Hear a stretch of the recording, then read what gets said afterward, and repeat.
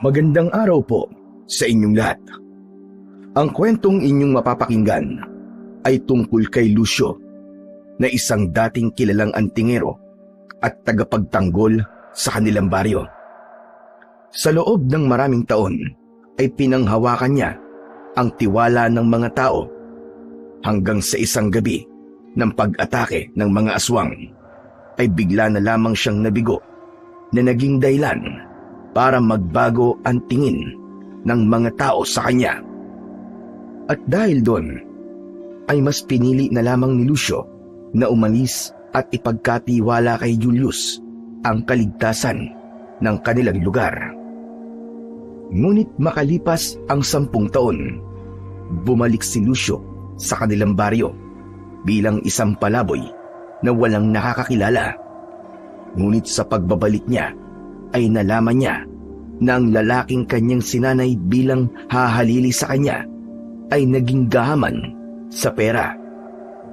Magagawa pa kayang bawiin ni Lucio ang tiwala ng mga tao o tuluyan na siyang lalamunin ng kanyang nakaraan na kinakatakutan niyang harapin?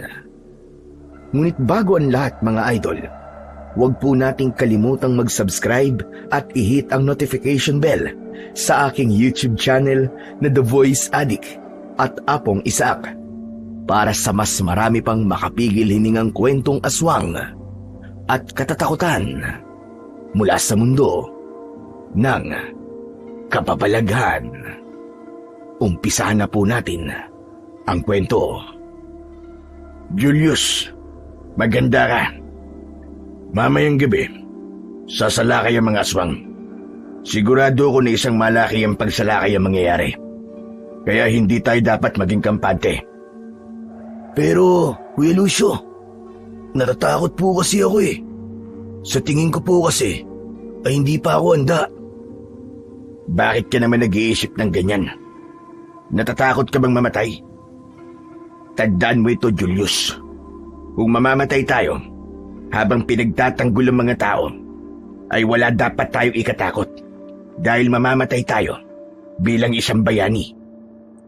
Hindi naman po sa takot ako mamatay dahil alam ko po na doon naman talaga tayo pupuntan lahat. Pero ang ikinakatakot ko po ay baka hindi po sapat ang aking kakayahan para protektahan ng mga tao laban sa mga aswang. Baka mabigo ko lamang sila, lalo na't sa ating dalawa sila umaasa para sa kanilang kaligtasan mamayang gabi. Bakit, Julius? Pinagdududahan mo ba mga itinuro ko sa iyo sa pakikipaglaban at paggamit ng anting-anting? Ilang taon na kitang sinasanay, Julius. At maniwala ka, kapag sinabi kong handa ka na at kaya mo nang makipaglaban sa mga aswang, ay kaya mo na. Nang sandaling yon, ay nasa labas si Lucio ng bahay niya habang abala sa paghahasa ng itak at kasama niya ang binatang kanyang inampon. Ilang taon na ang nakakaraan na ang pangalan ay Julius. Halos 2 taon na ang nakararaan nang makita ni Lucio ang lalaki na palaboy-laboy sa kanilang baryo. Wala itong tirahan at wala ring pamilya. Nang dahil sa awa sa binata, ay inampon niya ito. Nakitaan niya si Julius ng interes sa paggamit ng anting-anting. Kaya bilang isang kilalang mahusay na antingero sa kanilang baryo, ay naisip niyang turuan si Julius ng kanyang kaalaman. At dahil may panakanakang pag-atake ng mga aswang na nagaganap sa lugar na yon, ay tinuruan din niya itong makipaglaban. Si Lucio ay ang nag-iisang antingero sa kanilang baryo. Namana niya yon sa kanyang ama at lolo na nung nabubuhay pa ang mga ito ay kilala ring mahusay sa ganung bagay. Pero, Kuya Lucio, sigurado po ba kayo na aatake ang mga aswang mamayang gabi? Hindi ako maaaring magkamali, Julius. Sigurado. Mismong pinuno nilang nagsabi sa akin. Nakapagtataka man kung bakit nila yung ginawa, ay hindi na yun ang importante. Ang mahalaga ay maprotektahan natin ang baryo at ang lahat ng mga tao rito. Lumapit si Lucio kay Julius. Ipinatong niya ang isa niyang kamay sa balikat nito. Diretso siyang tumingin sa mga mata ng binata at nabanaag niya ang takot at pag-aalinlangan nito. Julius, hindi mo makakaila sa akin na natatakot ka dahil malaki ang ekspektasyon ng mga tao sa iyo. Pero itong tandaan mo, higit sa lahat ay sa sarili mo ikaw dapat may patunayan. Hindi sa akin at hindi sa ibang mga tao. Wala akong anak na mapagmamanahan ang aking kakayahan. Kaya nang makilala kita, ay naisip ko na ituro sa iyo ang lahat ng aking nalalaman. Nang sa ganun, ay may papalit sa akin bilang tagapagtanggol ng baryong ito kapag ako'y nawala na. Kaya Julius, magtiwala ka sa sarili mo dahil nagtiwala agad ako sa iyo noong unang beses kitang makita at nakilala. Maraming salamat po, Kuya Lucio. Pasensya na po kung nagduda po ako sa sarili ko. Sige na, maganda na tayo. Ihanda mo na ang mga anting-anting at sandata na gagamitin mo mamayang gabi sa pakikipaglaban. Nakangiting tumango si Julius at saka ito pumasok sa loob ng bahay habang si Lucio naman ay ipinagpatuloy ang pagpapatalim ng kanyang paboritong itak. Alam niya na normalang matakot lalo na't may paparating na panganib. Ngunit alam niya rin na kung magpapadaig sila sa takot ay walang mangyayaring maganda. Para sa kanya, walang lugar para sa mga kagaya niya ang takot dahil tanging siya lamang ang inaasahan ng mga tao na lalaban sa mga aswang mamayang gabi. Hindi na bago kay Lucio ang pakikipaglaban sa mga aswang. Noon ay kasakasama siya ng kanyang lolo at ama sa tuwing may tinutugis ang mga ito na aswang. Gamit ang mga agimat at anting-anting ay nakilala sila bilang mahuhusay na antingero. Ginamit nila ang kanilang kakayahan upang protektahan ng mga tao hindi lang sa kanilang baryo kundi maging sa iba pang lugar. Sa sobrang delikado ni Lucio ay tila nakalimutan na niya ang sarili. Hindi na siya nagkaroon ng oras para sa pag-ibig. Kaya kahit ang pag-aasawa ay hindi na niya nagawa. Iniisip din niya na kung magkakaroon siya ng asawa at anak ay magiging kahinaan lang niya ang mga ito.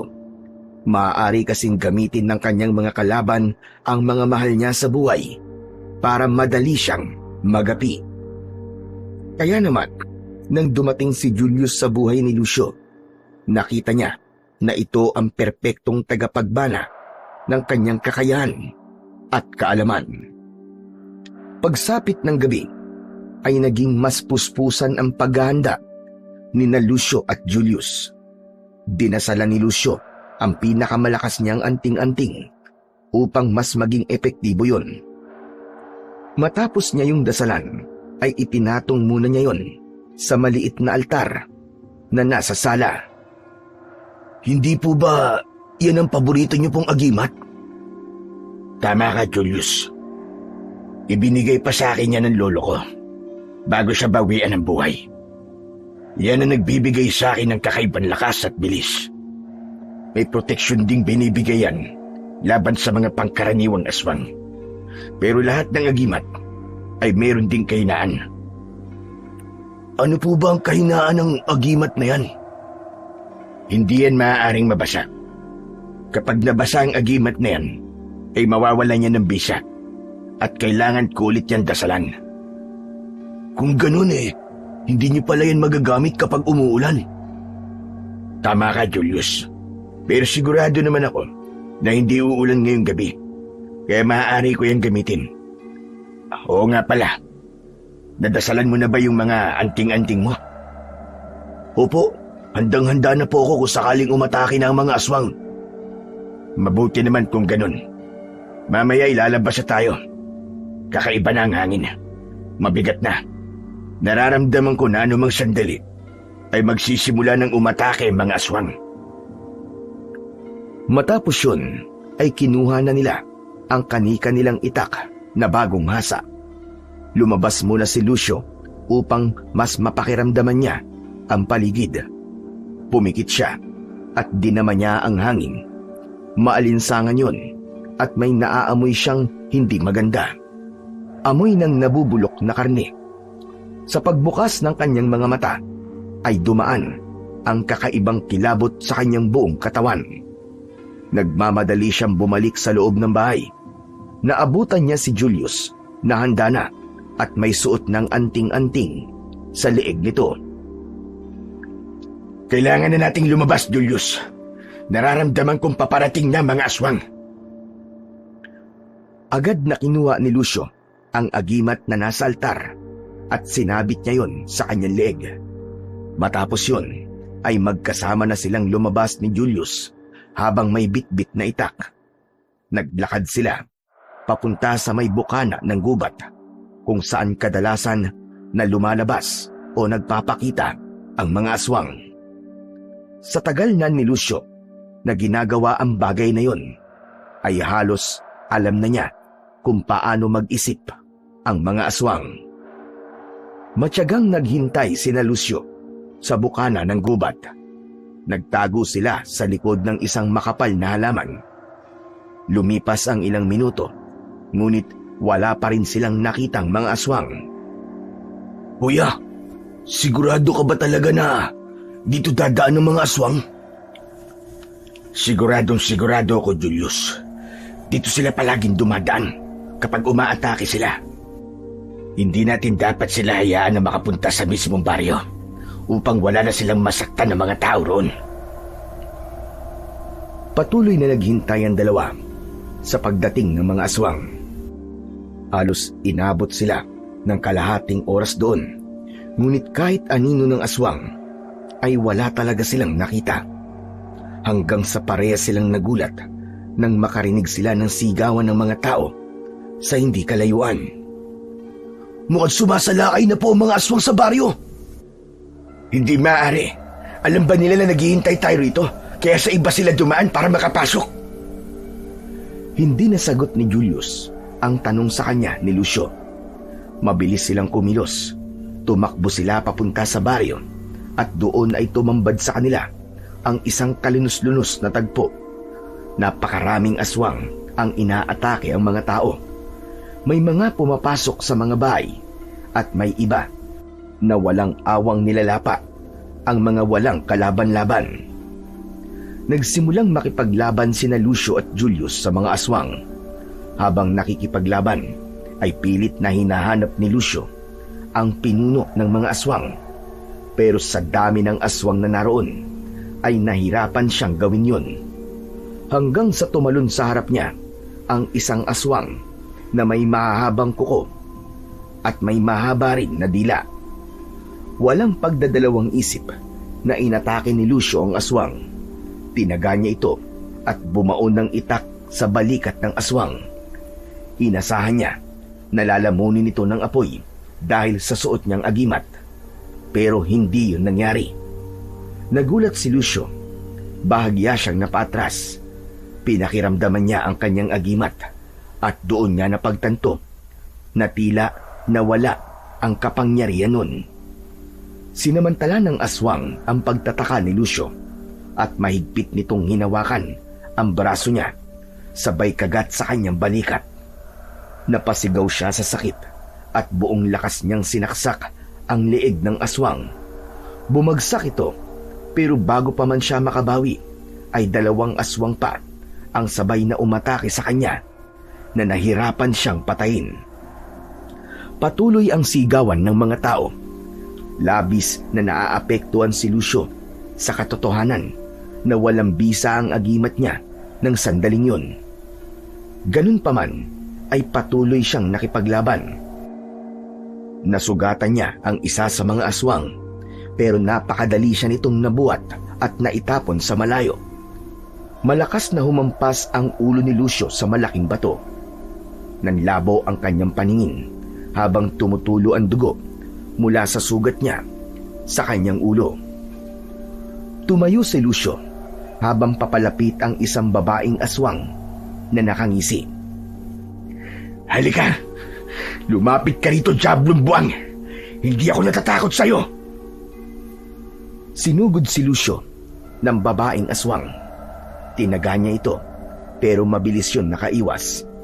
Napaatras si Lucio nang bumaon ang matutulis na kuko ng aswang sa kanyang dibdib. Sinunggaban siya nito at napahiga siya sa lupa. Akmang sasakmalin ng aswang ang leeg ni Lucio nang biglang dumating si Julius at sinaksak nito sa likod ng aswang. Sinipa ni Julius ang aswang at nang mawala yon sa ibabaw ni Lucio ay tinulungan siya ni Julius na makatayo. Walang bisa ang agimat ko, Julius! Kuya, sugatan ka na! Hindi na natin sila kaya! Masyado silang marami! Kailangan na nating umatras at baka mapatay pa nila tayo! Hindi tayo aatras. Kailangan tayo ng mga tao sa baryong ito. Pero kuya, kapag namatay tayong dalawa, mas lalong malalagay sa malaking panganib ang baryo. Tara na kuya, umalis na tayo bago mahuli ang lahat. Hindi, Julius. Tatapusin natin ang laban na to. Wala akong pakialam kahit mamatay pa ako. Ngunit hindi pinakinggan ni Julius si Lucio. Hinila siya ni Julius palayo sa mga aswang dahil sa labis na panghihina ay walang nagawa ang pagpiglas ni Lucio. Bitiwan mo ako! Makikipaglaban pa ako sa kanila! Papatayin ko mga aswang na yan! Hanggang sa isinampa na siya ni Julius sa balikat nito at itinakbo siya pabalik sa kanilang bahay. Inihiga siya ni Julius sa sahig at agad nitong isinara ang pinto. Tatayo sana si Lucio, ngunit hindi niya na nagawa dahil tuluyan ang nagdilim ang kanyang paningin. Muli siyang bumagsak sa sahig at matapos yun ay nawala na siya ng ulirat. Umaga na nang magising si Lucio. Nakahiga siya sa kanyang papag at puno ng benda ang kanyang katawan. Sinubukan niyang bumangon pero hindi niya magawa.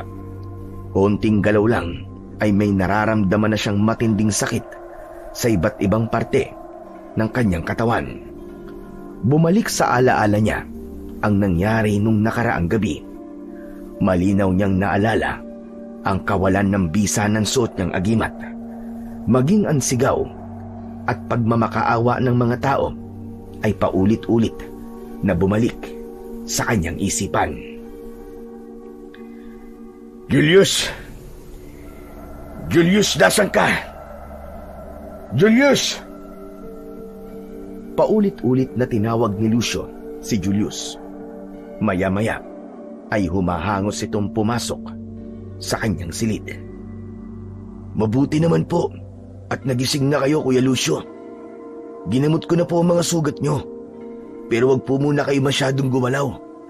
At sariwa pa po mga yan. Julius, gusto ko lumabas. Gusto ko makita ang kalagayan ng mga tao.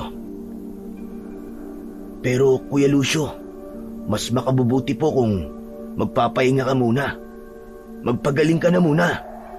Tumahimik ka. Tulungan mo akong tumayo rito. Kailangan ko malaman kung anong nangyari sa mga tao. Hindi agad nakapagsalita si Julius. Habang nakatingin sa binata si Lucio, ay bigla itong lumuwa, sabay iling. Bakit ka umiiyak, Julius? Bakit ka umiiyak? Anong ibig sabihin yan? Kuya, ikinalulungkot ko. Pero maraming namatay kagabi. Masyadong malakas sa mga aswang na umatake kagabi, kuya. Bukod pa ron, ay napakarami nila. Hindi maaari ito. Kailangan ko silang makita. Tulungan mo akong makatayo. Pero kuya, sinabi ng tulungan mo akong makatayo eh. O baka gusto mong gumapang na lang akong palabas? Tila natakot si Julius sa pagtataas ng boses ni Lucio. Wala itong nagawa, kundi ang tulungan siyang tumayo mula sa papag. Maingat siya nitong inilalayan hanggang sa makalabas sila ng bahay. Walang katao-tao sa labas. Sumalubong sa kanila ang katahimikan na noon lang nila nasaksiyan. Maraming bahay ang sira at may iba na halos matumba na. Nagkalat ang dugo sa paligid. Naglakad sina Lucio at Julius papunta sa plaza. Pagdating doon ay nanlambot ng gusto si Lucio nang makita niya na nakahanay sa gitna ang mga bangkay ng mga taong pinatay ng mga aswang nung nakaraang gabi. Halos mabingi siya sa iyakan ng mga tao hanggang sa may isang nakakita kay Lucio. Itinuro siya nito sa ibang naroon at galit na lumapit ang mga tao sa kanila. Samot-saring masasakit na salita ang narinig ni Lucio mula sa mga tao. Siya ang sinisisi ng mga ito kung bakit marami ang namatay kagabi. May nagsabi pa na nangako noon si Lucio sa lahat na poprotektahan niya ang mga ito sa mga aswang, pero binigo niya ang mga ito. Napatda si Lucio. Hindi siya makapagsalita. Hindi niya magawang ipagtanggol ang sarili dahil may parte ng utak niya ang nagsasabing tama ang lahat ng mga salitang ibinabato sa kanya. Nang tila magiging agresibo na ang mga tao, ay mabilis na iniharang ni Julius ang sarili upang protektahan si Lucio. Teka, tama na po! Hindi niyo po dapat sinasabihan ng ganyan si Kuya Lucio. Ginawa po namin ang lahat ng aming makakaya kagabi. Maniwala kayo. Pero anong laban po namin sa napakaraming aswang? Gayong dalawa lang naman kami. Ngunit tila bingi ang mga tao sa sinabi na yon ni Julius. Patuloy pa rin ang mga yon sa pagbato ng masasakit na salita kay Lucio hanggang sa inalalayan na ni Julius si Lucio pabalik sa kanilang bahay. Nangihinang napaupo si Lucio sa mahabang upuan na gawa sa kawayan sa kanilang sala. Napatulala siya habang paulit-ulit na umaalingaw-ngaw sa loob ng utak niya ang masasakit na salita ng mga tao sa kanya. Tumabi si Julius sa kanya at tinapik siya sa balikat. Kuya, huwag mong intindihin ang sinabi nila. Hindi totoo mga yun. Sadyang naghahanap lang sila ng masisisi sa pagkamatay ng mga mahal nila sa buhay. Ganun naman talaga ang mga yan eh. Mga hindi marunong mag-isip. Mga walang utang na loob. Tama sila, Julius. Walang ibang dapat nasisihin dito, kundi ako. Nangako ko sa kanila, Julius. Nangako ko na kaya ko silang protektahan mula sa mga aswang. Kagaya ng ginawa noon ng aking ama at lolo. Pero binigo ko sila. Binigo ko sila lahat. Masyado ko naging kampante. Pero kuya, ginawa naman po natin ang lahat ah. Huwag niyo pong sisihin ang sarili niyo. Isipin niyo na may dahilan kung bakit nangyari ang naganap kagabi. At anong dahilan? At pwede kong isipin na nangyari yun para maraming taong maghinagpis at mawala ng mahal nila sa buhay. Na nangyari yun para mawala ng tiwala ang mga tao sa akin, ganun ba? Hindi nakapagsalita si Julius sa sinabing yun ni Lucio. Napayuko si Lucio at doon niya nakita ang agimat na nakasabit sa kanyang leeg. Marahas niya yung hiniklas. Naputol ang tali nun at sa kanya yun malakas na ibinato sa kung saan. Ang agimat na yan na may kasalanan ng lahat. Kung kailan ko siya higit na kailangan, ay saka naman siya nawala ng bisa. Walang kwenta! Dahil sa naiiyak na, ay tumayo na si Lucio at nagkulong sa kanyang kwarto. Doon siya tahimik na umiyak. Ngunit ang mga luhang yun ay hindi dahil sa natalo siya ng mga aswang, kundi dahil sa mga namatay na tao. Hindi niya alam kung paanong nawalan ng bisa ang agimat, pero alam niya na kailanman ay hindi niya na kayang ibalik pa ang tiwala ng mga tao sa kanya. Mabilis na nagbago ang tingin ng mga tao kay Lucio. Mula sa dating hinahangaan na antingero, ay kinasusuklaman na siya ng marami. Kung dati ay binabati siya ng mga tao sa tuwing dumaraan, ngayon ay mabilis nang isinasarado ng mga ito ang mga bintana at pinto kapag nakikita siya. Wala nang lumalapit upang humingi ng tulong o payo sa kanya. Kahit ang mga dating kaibigan niya ay umiwas na rin sa kanya. Tahimik siyang nilampasan ng mga tao sa plaza at tila naging multo siya sa lugar na yon. Araw-araw ay binabalikan ni Lucio ang gabi ng pag-atake. Hindi niya matanggap na sa oras na pinakakailangan siya ng baryo ay saka naman siya nabigo. Paulit-ulit na bumalik sa isipan niya ang sandaling nawalan ng bisa ang kanyang agimat. Inisip niyang baka may mali siyang ginawa o baka hindi na siya karapat-dapat magsuot nito.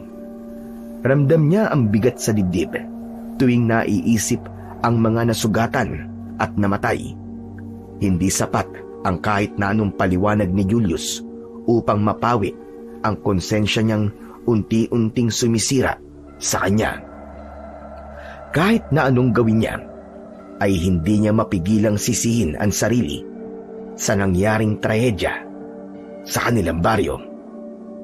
Isang umaga, mag-isang nakaupo si Lucio sa harapan ng kanyang bahay.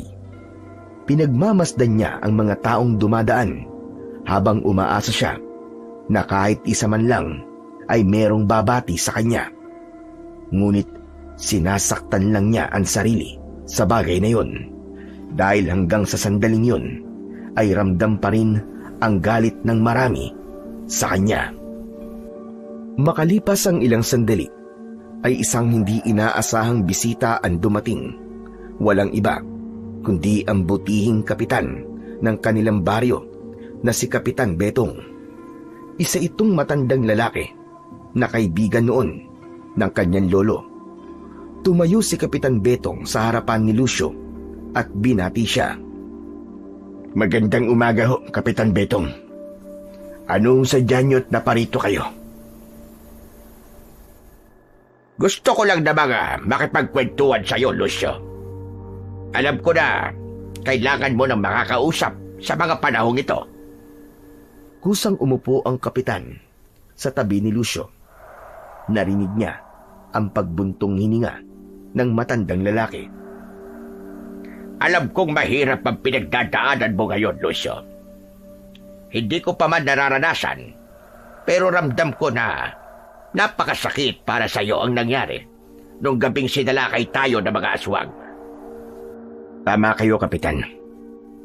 Napakasakit, pero kailangan kong tanggapin kung ano mararamdamang galit o puot ng mga tao sa akin. Dapat lang silang magalit sa akin. Kung kinakamuhian nila ako, ay tatanggapin ko yun. Binigo ko kayong lahat, Kapitan. Pinaasa ko kayo sa isang pangako na hindi ko naman pala kayang tuparin. Lucio, wag mong sisihin ang sarili mo. Para sa akin, ay wala kang kasalanan sa nangyari. Lalo na't nakipaglaban ka sa mga aswang. Hindi ka nagtago ng gabing yon. At naiintindihan ko rin si Julius kung bakit kanya itinakas. Mas mabuti na ginawa niya yon. Dahil kung hindi, ay baka hindi na kita nakakausap ngayon.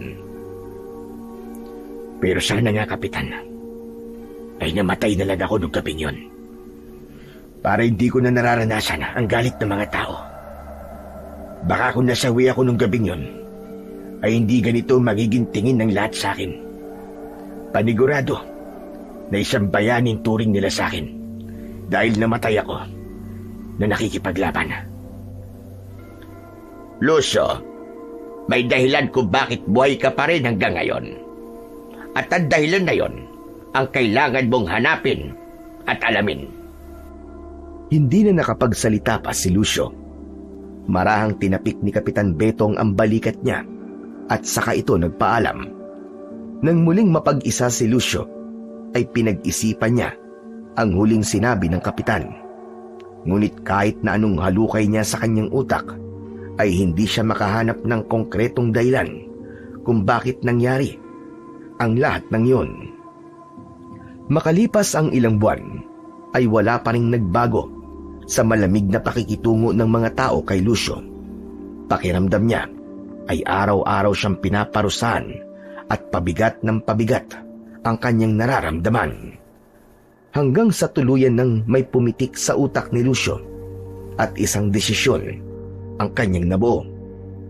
Habang kumakain ng hapunan, ay nagdesisyon na siyang sabihin kay Julius ang gusto niyang gawin. Aalis ako, Julius. Oh?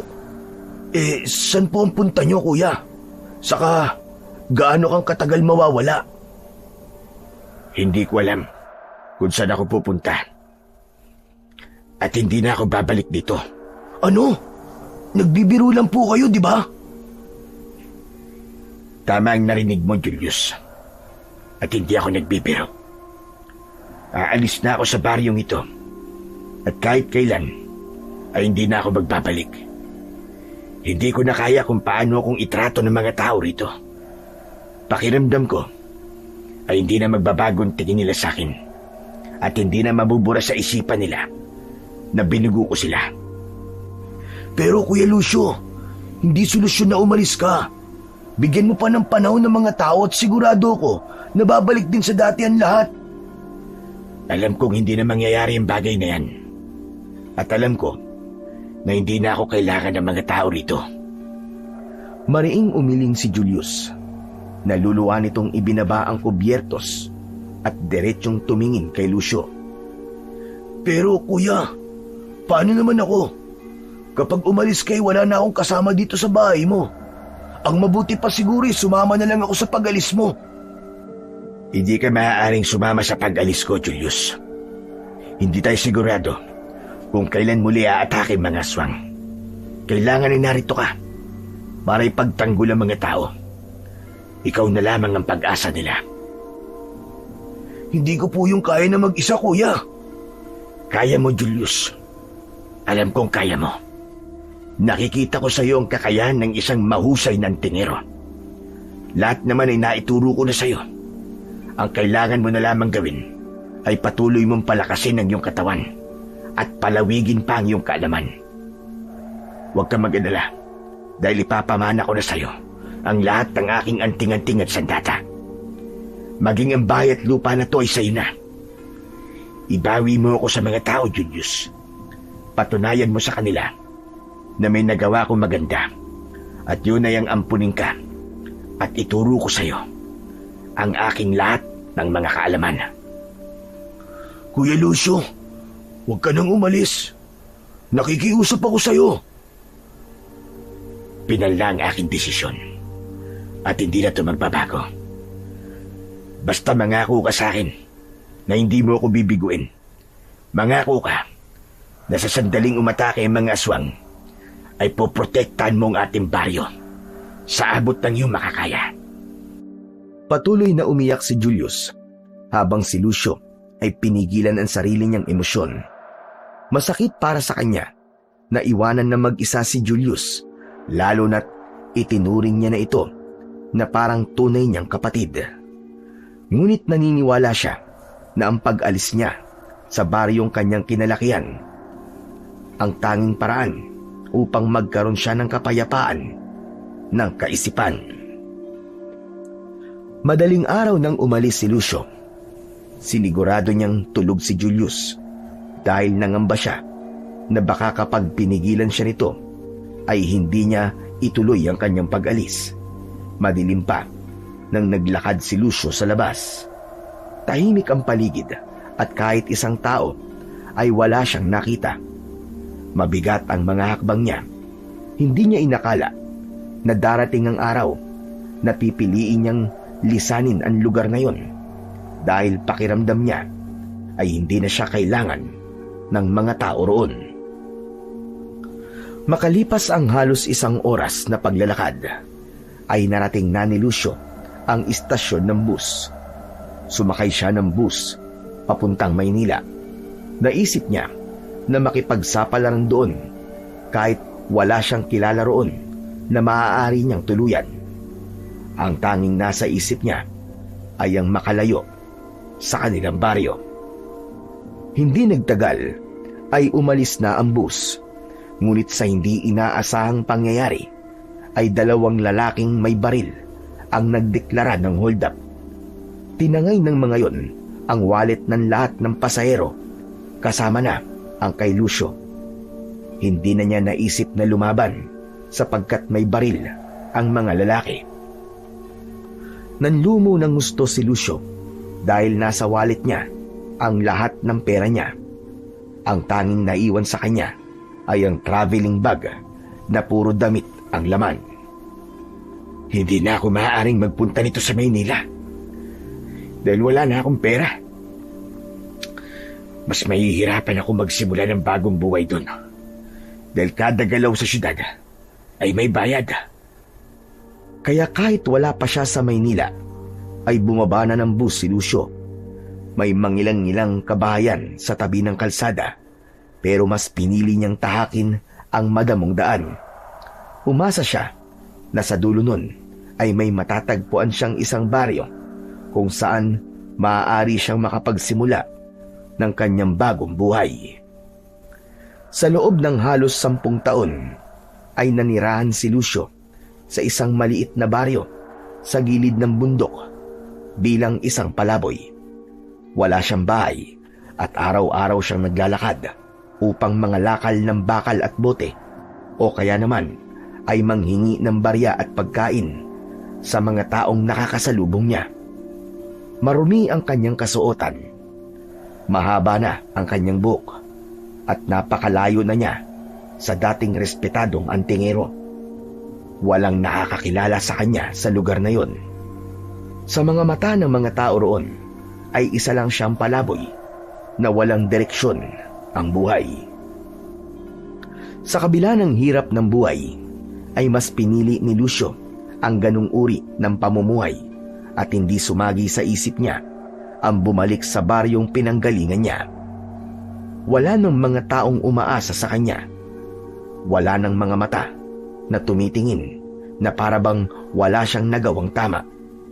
Para sa kanya ay mas nais pa niya ang maging palaboy kaysa bumalik sa buhay niya bilang isang antingero. Isang gabi, nakahiga si Lucio sa ilalim ng isang puno sa tabi ng kalsada. Ang sapin niya sa likod ay karton na nakuha niya sa palengke. Nakatingin siya sa bilog na buwan at hindi niya naiwasang isipin ang baryo kung saan siya tunay na nakatira. Kumusta na kaya mga tao sa baryo namin? May mga aswang pa kayang sumasalakay doon? Pero hindi bale. Sigurado ko na kayang-kaya na ni Julius ang pakikipaglaban sa mga aswang. Isa pa, hindi ko na dapat iniisip ang lugar na yun. Mas payapa na ang buhay ko rito. Pumikit na si Lucio para matulog. Ngunit nabasag ang katahimikan ng gabi nang isang sigaw ng isang babae ang kanyang narinig. Napabalikwas siya at agad na tumingin sa direksyon ng ingay. Mula sa di kalayuan ay may isang kubong may ilaw sa loob. Nakabukas ang pinto at sa liwanag mula sa gasera ay naaninag niya ang isang nilalang na may mahahabang kuko at mata na kasing pula ng dugo. Anak ng Teting, aswang ba yun? Aswang nga! Hindi na nag-isip si Lucio at nagmamadali siyang lumapit sa kubong kinaroroonan ng aswang. Mabilis na pumasok ang aswang sa kubo at mas lalong lumakas ang sigaw ng babae. Sa tabi ng kubo ay may isang itak na nakasandal sa dingding. Agad yun na kinuha ni Lucio at huminga siya ng malalim. Nanginginig ang kamay niya, hindi sa takot, kundi dahil sa kasabikan na muling makipaglaban sa isang aswang. Agad na pumasok si Lucio sa kubo at doon ay nakita niya ang aswang na nasa harapan ng isang babaeng buntis habang nakayakap ito sa asawa nito. Hoy, Diablong Buang! Ako ang harapin mo! Lumingon ang aswang at ngumisi ito. Kumilos ito ng mabilis at isang iglap ay nasa harap na ito ni Lucio. Hinila ni Lucio ang aswang palabas ng kubo at agad niya itong inatake. Tinaga niya sa braso ang aswang. Kakalmutin sana siya nito pero mabilis siyang nakaiwas. Kahit matagal nang hindi nakikipaglaban, ay hindi pa rin nawala kay Lucio ang husay niya sa ganung larangan. Nang masaksak niya sa tiyan ng aswang, ay malakas itong sumigaw. Mabilis na umakyat ang aswang sa bubong ng kubo at tumalon sa kabilang bahagi ng bahay. Sinundan niya ito roon, pero mabilis yung tumakbo papalayo na parabang takot na takot sa kanya. Hoy! Bumalik ka rito! Hindi pa ako tapos sa'yo, hinayupak ka! Habol ni Lucio ang kanyang paghinga. Hindi siya makapaniwala na nagawa niyang itaboy ang isang aswang kahit wala siyang gamit na anting-anting. Naglakad siya pabalik sa harapan ng bahay. Natigilan siya nang makita ang mag-asawa na nakatayo sa pintuan. Ibinalik ni Lucio ang itak kung saan niya yon kinuha. Tumalikod siya at nagsimulang maglakad palayo. Sandali lang! Sandali lang, Ginoo, huwag ka munang umalis. Maraming salamat sa pagliligtas mo sa buhay namin mag-asawa. Kung di ka dumating baka kung ano na nangyari sa amin. Walang anuman yun. Masaya ako na nakatulong ako sa inyo. Teka, hindi ba ikaw yung palaboy? Baka gusto mong pumasok muna para makakain ka.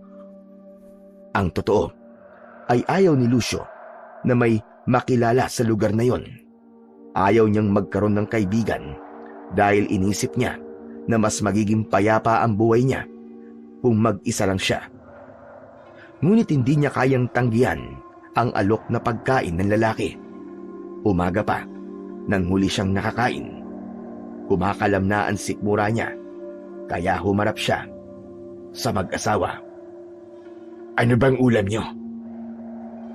May ginatan lang ka at pritong galunggong pa kami. Halika. Pumasok ka. Abay, paborito ko yun. Sige, hindi ko na yan tatanggihan. Umasok si Lucio sa bahay ng mag-asawa. Nagpakilala ang lalaki bilang si Danny at ang asawa naman itong buntis ay si Melissa. Ipinaalam na rin ni Lucio sa dalawa ang kanyang pangalan. Ipinaghain siya ni Melissa. Matapos niyang maghugas ng kamay, ay agad niyang nilantakan ang pagkain na nasa lamesa. Ilulubos-lubusin ko na ho. Pwede niyo ho ba akong ipagtimpla ng kape? Sige. Melissa, magtimpla ka nga ng kape. Agad na tumalima si Melissa. Habang nagtitimpla ito ng kape, ay naupo si Danny sa upuan na nasa tapat ni Lucio. Tumingin si Danny sa kanya habang kumakain siya na nakakamay. Maya-maya ay inilapag na ni Melissa ang isang baso ng mainit na kape sa tabi ng pinggan ni Lucio. Naiilang ako kapag pinapanood ako habang kumakain. Pasensya ka na. Sige, kumain ka lang dyan. Hindi lang kasi ako makapaniwala na may taglay kang husay sa pakikipaglaban sa aswang. Yung galaw mo kanina, masyadong kalkulado at parang nagsanay kang talaga. Tanong lang, isa ka bang manunugis na nagpapanggap na palaboy? Ako? Nagpapanggap na palaboy? Nagkakamali ka. Halos 10 taon na akong palaboy sa lugar na ito. Sa tingin mo ba, kung hindi talaga ako palaboy, ay magtitiis ako ng ganong katagal? Siguro naman matagal mo na akong nakikita rito sa baryo nyo. Oo. Matagal ka na ngang narito. Ang totoo madalas na ang misis ko ang nagbibigay sa iyo ng pagkain kapag nakikita ka niya. Tinignan ni Lucio si Melissa. At dahil sa sinabi ni Danny, ay natandaan niya ang muka ng babae. Kaya naisip niya na dapat lang na tinulungan niya ang mag-asawa dahil mabubuting tao si Mang Danny at ang asawa nito. Nagpatuloy sa pagkain si Lucio. Nang matapos na siya, ay nagpaalam na siya sa mag-asawa. Inihatid siya ni Danny hanggang sa labas at pinabaunan pa siya nito ng isang malaking tinapay na tinanggap naman niya. Sa'yo na ang tinapay na yan para hindi mo na problemahin ang almusal mo bukas. Maraming salamat. May tatanong pala ako. Sa tagal ko rito sa lugar na ito, ay kanina lang ako nakakita ng aswang. Talaga bang may umaataking aswang dito? Sa totoo lang ngayon lang yun nangyari dito sa baryong to Kaya nagtataka nga ako kung paano nagkaroon ng aswang dito. Marahil ay napadaan lang ang aswang na yon at naamoy ang ipinagbubuntis ng iyong asawa. Pero huwag kang maging kampante dahil may posibilidad na bumalik yun. Ganito ang gawin mo. Magsaboy ka ng asin sa paligid ng iyong bahay bago dumilim. Magsabit ka rin ng baging nang makabuhay sa bintana at pinto. Mas mainam kung magkakaroon kayo ng buntot ng pagi dahil takot doon ng mga aswang. Sige. Gagawin ko ang lahat ng mga sinabi mo, Lucio. Pero, nakakabilib ka talaga. Napakarami mong alam kung paano labanan ng mga aswang.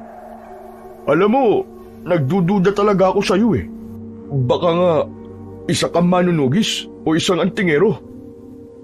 Mahinang pagtawa lang ang isinagot ni Lucio kay Danny. Matapos yun, ay tumalikod na siya at bumalik sa ilalim ng puno kung saan siya matutulog. Payapa siyang nahiga at pumikit, ngunit hindi siya dinalaw ng antok. Paulit-ulit niyang naalala ang pakikipaglaban sa aswang na kanyang ginawa kanina. Pakiramdam niya ay nabuhay muli ang apoy sa kanyang puso na matagal nang naupos. Muli niyang naisip ang baryong kanyang pinanggalingan at nagkaroon siya ng pagnanais na malaman kung ano na ang nangyayari roon. Kinabukasan ng umaga, habang naglalakad si Lucio at nangangalakal, ay nakasalubong niya si Danny na galing sa palengke. Lucio! Oh, kumusta ka na? Nagtanghalian ka na ba? Ang totoo hindi pa. Naghahanap nga ako ng pambili ko ng pagkain. Mabuti pa, ay saluhan mo na lang kami ni Melissa sa pananghalian. Magluluto ng sinigang na baboy ang asawa ko. Hindi ko tatanggihan yan. Tara! Sumama si Lucio kay Danny at pagkarating nila sa bahay nito, ay sinalubong siya ng matamis na ngiti ni Melissa. Habang abala si Melissa sa pagluluto, ay nag-uusap naman sina Lucio at Danny sa labas ng bahay. Hindi pa rin naaalis sa isip ni Lucio ang kagustuhan niyang bumisita sa baryo na pinanggalingan niya. Kaya nang magkaroon siya ng pagkakataon na humingi ng tulong kay Danny para makauwi, ay hindi niya na yon pinalampas. Oo nga pala, Lucio. Hindi ba't dayo ka lang dito sa lugar namin? Saan ka pala nakatira? May pamilya ka pa ba? Malay mo, matulungan kitang makauwi sa inyo. Tutulungan mo akong makauwi? Oo naman. Napakaliit na bagay lang yan kumpara sa ginawa mong kabayanihan kagabi. Sa dami ng tao rito, ay ikaw lang ang tumulong sa amin ni Melissa.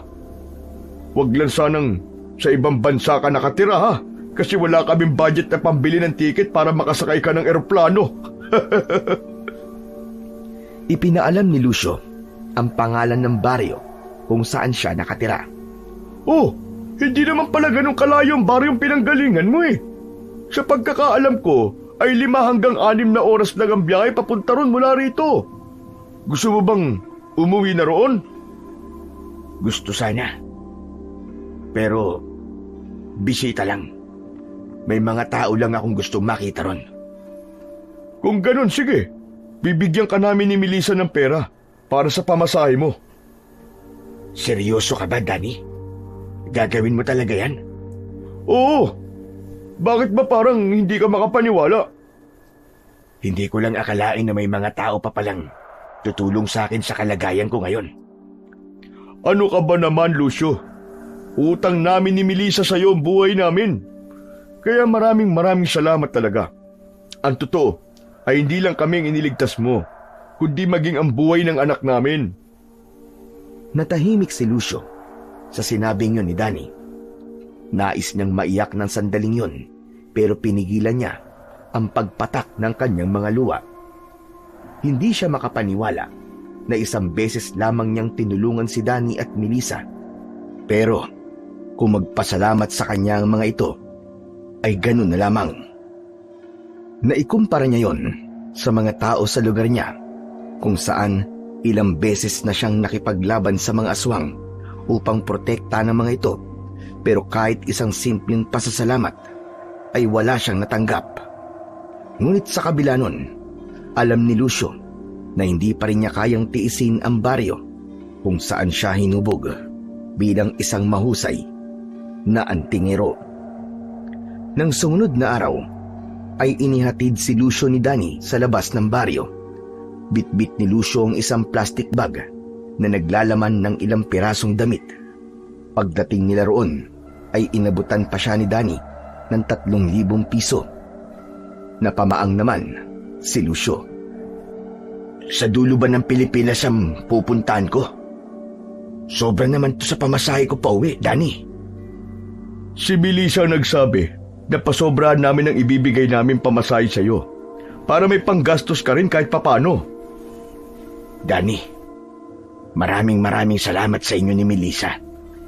Malaking bagay na ito para sa akin. Walang anuman yun, Lucio. Maraming salamat din sa iyo. Oh, ayan na pala eh. May paparating ng bus. Sumakay ka na dyan. Mag-iingat ka. At kapag may oras ka, ay dalawin mo ulit kami, ha? Sige, Danny. Hindi ko kayo makakalimutan. Habang tinatahak ng bus ang daan pabalik sa baryo ni Lucio, ay hindi niya maiwasang makaramdam ng kaba. Humiling siya na sana ay payapa na ang lugar nila at wala ng aswang na sumasalakay doon. Makalipas ang ilang oras, ay narating na rin sa wakas ni Lucio ang baryong matagal na niyang tinalikuran. Wala halos nagbago sa itsura ng lugar.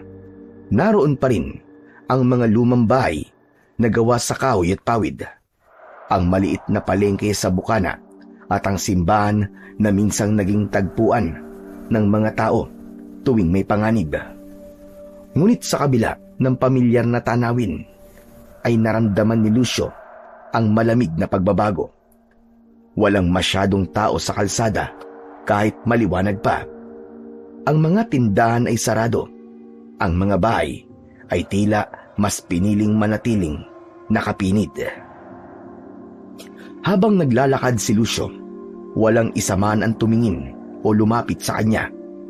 Wala ring nakapansin na minsan na siyang naging tagapagtanggol ng lugar na yon. Mahaba na ang kanyang buhok at balbas, at ang kanyang mga damit ay marumi at punit-punit. Alam niya na sa paningin ng mga tao ay isa lang siyang pagala-galang palaboy na hindi karapat-dapat pansinin. Ngunit sa ilalim ng katahimikan ng baryo ay hindi mapakali si Lucio. Hindi yun ang uri ng katahimikan dahil sa kapayapaan, kundi katahimikang tila may nagtatagong panganib. Tumindig ang balahibo niya habang sinusuyod ng mata ang paligid, at sa loob niya ay alam niyang may hindi magandang nangyayari sa baryo nila. Nang dahil sa nasa paligid ang atensyon ni Lucio, ay hindi niya napansin ang isang lalaki na nasa unahan niya. Aksidente niya itong nabangga, at sa lakas ng pagkakabangga niya ay napaatras siya at natumba. Ano ka ba? Hindi ka ba tumitingin sa dinadaanan mo? Dumikit ka pa talaga sa akin. Ang dumi-dumi mo at ang baho mo. Umangat ang mukha ni Lucio at nang makita niya ang lalaking nakatayo sa harapan niya, ay napanganga siya nang malaman na si Julius yun. May manipis na itong bigote at balbas. Mas naging matikas ang tindig nito at lumaki na rin ang katawan. Kapansin-pansin din ang mga peklat sa braso ng lalaki. Julius, dayo ka rito, hindi ba? Paano mo ako nakilala? Oo nga pala. Hindi na dapat ako magtaka kung pati mga hindi taga rito ay kilala ko. Natatawang napailing si Julius. Hindi man lang ito nag-abalang tulungan siyang makatayo. Naglakad na yon, palayo sa kanya. Hindi makapaniwalang sinundan ng tingin ni Lucio si Julius. Kilala niya si Julius na matulungin at may respeto sa nakatatanda rito. Kaya labis siyang nagtaka nang hindi siya nito tinulungan. Bakit ganun? Marahil ay hindi niya ako nakilala dahil sa itsura ko. Pero sigurado ko na kung alam niyang ako to, ay tutulungan niya ako. Tumayo na si Lucio at nagpatuloy sa paglalakad habang nakikiramdam sa paligid hanggang sa nagdesisyon siyang puntahan ang kanyang bahay. Nang makarating siya sa lupang kinatatayuan ng kanyang bahay, ay mas lalo siyang nagtaka dahil hindi na lang simpleng kubo ang nakatayo roon. Isang bahay na gawa sa semento ang naroon at may bubong na yero. Inisip pa niya na baka nagkamali siya ng pinuntahan na bahay. Ngunit nang makita niya ang 2 puno ng kainito sa unahan, ay napagtanto niya na yun talaga ang kanyang bahay. Mukhang naging maganda ang buhay ni Julius sa loob ng napakahabang taon na nawala ako. Sigurado ko na matutuwa siya kapag nalaman niya na nagbalik na ako. Matyagang hinintay ni Lucio si Julius. Alam niya na may pinuntahan lang ito at babalik din ito kagad. Inisip na niya ang kasiyahan na mararamdaman ni Julius kapag muli siya nitong nakita. Hindi nagtagal ay nakita na ni Lucio si Julius na papalapit. Isang malaking ngiti ang pinakawalan niya, ngunit agad yung nawala dahil sa galit na ekspresyon sa mukha ng binata. Nang makalapit si Julius kay Lucio, ay agad siya nitong sinigawan. Pambihira! Ikaw na naman palaboy ka! Anong ginagawa mo rito sa labas ng bahay ko, ha? Balak mo ba akong pagnakawan, ha? Julius, sandali, huminahon ka. Hindi ako magnanakaw. Alam ko na. Mamamalimos ka, no? Para sa kaalaman mo, hindi ako nagbibigay ng limos. Hindi ko ibabahagi sa mga kagaya mo o sa kahit na sino ang pera ko. Kaya umalis ka na. Labis na nagimbal si Lucio sa naging pakikitungo ni Julius sa kanya. Alam niya na hindi siya nakikilala ni Julius, pero hindi ganun ang pagkakakilala niya sa binatang inampun niya noon at binahagian niya ng kanyang kaalaman sa pagiging antingero at pakikipaglaban sa mga aswang. Pakiramdam niya ay ibang tao na ngayon ang nasa kanyang harapan. Wala nang nagawa si Lucio kundi ang umalis at muli siyang naglakad-lakad. Hindi pa rin maalis ang pagtataka sa kanya kung ano ang nangyari at tila nagkaroon ng hindi magandang pagbabago kay Julius. Pagsapit ng gabi ay nagsimula ng maghanap si Lucio ng matutulugan. Habang tinatahak niya ang daan papunta sa gubat, ay isang mainit na hangin ang yumakap sa kanya. Napatingin siya sa bukana ng gubat at doon niya nakita ang ilang kakaibang anino na gumagalaw sa dilim. Kinabahan si Lucio, kaya agad siyang nagtago sa likod ng isang makapal na halaman na nasa gilid lamang ng daan. Mula roon ay nasaksihan niya ang paglabas ng mga aswang mula sa kagubatan. Mabilis ang paggalaw ng mga yon at nahinuha niya na papunta ang mga aswang sa mismong baryo. Halos pigilan ni Lucio ang paghinga habang pinagmamasdan niya ang pagdaan ng mga aswang. Ilang saglit pa ay narinig niya ang unang sigaw ng isang babae mula sa baryo hanggang sa naging sunod-sunod na ang sigaw ng mga tao. Sinilip ni Lucio mula sa kanyang pinagtataguan ang nangyayari. Sunod-sunod na umatake ang mga aswang sa mga bahay. May isa na hinila ang isang matandang lalaki mula sa bintana.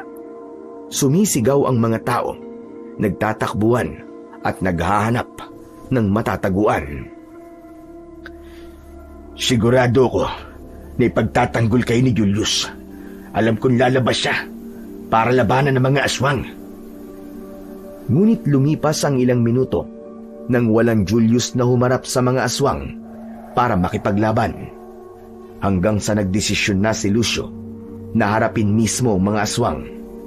Nakakita siya ng isang kawayan na may matulis na dulo sa ilalim ng isang puno at agad niyang kinuha upang gamiting sandata. Huminga siya ng malalim at sa kabila ng kawalan niya ng agimat ay sumugod siya sa mga aswang. Ang unang aswang na nakita ni Lucio ay may hawak na babae sa leeg. Tumakbo si Lucio na hawak ang kanyang kawayan at buong lakas at tapang na itinusok niya ang matulis na dulo ng kawayan sa mismong dibdib ng aswang, direkta sa puso. Napasigaw ang halimaw at nabitiwan nito ang babae.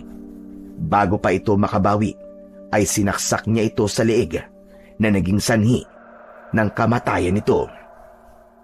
Sunod niyang hinarap ang isa pang aswang na humahabol sa dalawang bata. Tumalon siya sa likod ng mga yon at itinarak ang kawayan sa batok ng isa. Mabilis niya yung hinugot at nang humarap sa kanya ang isa pang aswang, ay itinarak niya sa bunganga nito ang kawayan. 3 pang aswang ang humarap kay Lucio, pero gaya ng mga naunang aswang, ay matagumpay niyang napatay ang mga yon gamit lamang ang isang kawayan. Nang akmang lalapitan si Lucio ng mas maraming aswang, ay isang malakas na alulong ang biglang umalingaw-ngaw sa buong paligid. Parang alulong ng hayop, pero malalim yon at mabigat. Natigilan ang lahat ng aswang na natitira. Sa isang kisap mata ay nagtakbuhan ng mga yon pabalik sa gubat na parabang ang alulong na yon ang hudyat para umalis ang mga ito. Naiwan si Lucio sa gitna ng plaza. Nakapalibot sa kanya ang mga patay na aswang. Ang mga tao ay marahang lumabas mula sa kanilang mga bahay. Tahimik ang lahat habang nakatitig lamang kay Lucio. Pero bago pa tuluyang makalapit ang mga tao kay Lucio, ay mabilis na siyang tumakbo palayo. Bumalik siya sa pinagtaguan niya kanina. Kinabahan siya na baka kapag nilapitan siya ng mga tao, ay makilala siya ng mga yon. Ramdam niya kasi na hindi pa rin nakakalimutan ng mga yon ang kapalpakan na nagawa niya noon. Dahil sanay nang matulog sa kahit saan, ay nagawa pa ring makatulog ni Lucio sa likod ng makapal na halaman kahit wala siyang sapin sa likod. Nagising siya nang dahil sa matinding sikat ng araw na tumatama na sa kanyang muka. Bumangon siya at naglakad papunta sa panaderya upang bumili ng pagkain. Nasa bulsa niya ang perang natira na ibinigay pa sa kanya ni Danny at Melissa. Habang naglalakad ay nahulog si Lucio sa isang malalim na pag-iisip. Bakit kaya hindi nagpakita kagabi si Julius? Nangako siya sa akin na ipagpapatuloy niya ang pakikipaglaban sa mga aswang. Hindi kaya tinalikuran niya ng pagiging antingero? Hindi. Sigurado akong hindi niya yung gagawin. Sigurado ako na may malalim na dahilan si Julius kung bakit hindi siya nakipaglaban sa mga aswang kagabi. Nang makarating si Lucio sa panaderya, ay bumili siya ng 5 piraso ng pandesal.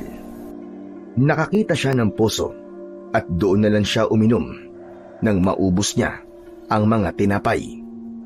Habang umiinom ay isang lalaki ang lumapit sa kanya. Labis siyang nagulat nang malaman na si Kapitan Betong yun. Kapitan Betong? Buhay ka pa rin? Aba, eka, nakapagtataka na kilala mo ko. At bakit mo naman iniisip na patay na ako, Aber? Inakala mo bang napatay ako ng mga aswang kagabi? Sa sinabing yun ni Kapitan Betong, ay napagtanto ni Lucio na maging ito ay hindi rin siya nakikilala. Ang totoo ay talagang hinahanap kita. May mga nakapagsabi sa akin na isang lalaking palaboy ang nakipaglaban sa mga aswang kagabi. At base sa paglalarawan sa akin ng mga nakakita sa palaboy na yon, ay sigurado ko na ikaw ang tinutukoy nila. Tama ba ako, Amang? Tama po kayo. Ako nga po ang palaboy na nakipaglaban sa mga aswang kagabi. Ano nga pala ang pangalan mo? Lito. Lito ho ang pangalan ko. Naisip ni Lucio na wag sabihin sa kahit na sino sa baryong yun kung sino talaga siya. Nasa puso pa rin niya ang takot na baka kapag may nakakilala sa kanya ay iparamdam muli sa kanya ng mga yun ang ipinaramdam sa kanya bago siya umalis sa lugar na yun.